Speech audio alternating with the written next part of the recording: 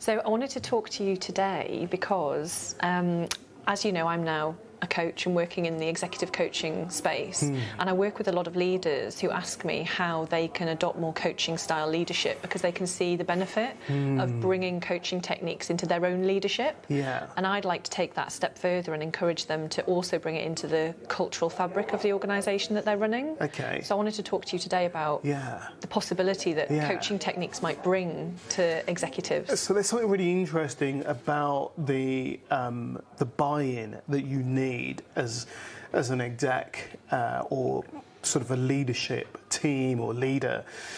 What you need to kind of choose to embrace when you think about a coaching culture, because often people say, oh, we want a coaching culture, we'll ask questions, but then they don't leave space for autonomy. They don't leave space for people to get on and do what they want to do or feel is the right thing to do, because as the leader, they're going, but you should be doing this and you should be doing that.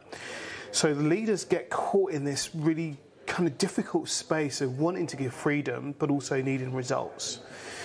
And I think that when we really embrace a coaching culture, it's about not letting go of one or the other. So it's not about going, I will give you complete freedom, and it's not about going, I will completely dictate what you're going to do. It's about going, well, let's set the objectives.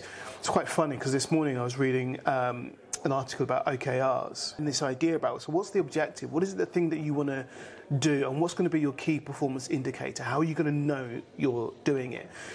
And I think when you start to think about embracing a leadership culture or a coaching culture in leadership, it's about going, okay, so what is it we want to create? Yeah. What's the question? Is it more clients? Is it bigger contracts? You know, what's the thing we want to do? And then what are the indicators that will allow us to know that we're doing it? Okay, now go and do that. So that the people under the leader have the choice about how they make it happen, but they know what they're making happen. Yeah. And I think what's also challenging for a leader is they often know how to do it, or they know their way how to do it. And so they get anxious when somebody's not doing it their way. But what's great about somebody who studied coaching is you recognise there isn't one way to do anything. You might want to caveat that, but there's, you recognise that people have their own ways to create the outcome. Yeah. And so as a leader, you can go, you know the outcome, go make it happen, but keep me abreast of what you're doing. So I can help you, so I can support you, so I can give you a bit of some indicators about what else you might try in order to do that. But I can also do some coaching with you by going, okay, so you're stuck there. What might you do? How might you get past that? Is it a tactical move you need to make, or is there a mindset shift that you need to create? Do you need more resources, and how are you going to deploy those resources? So when you have a coaching mind, you can think about the questions to ask somebody to get them to solve it.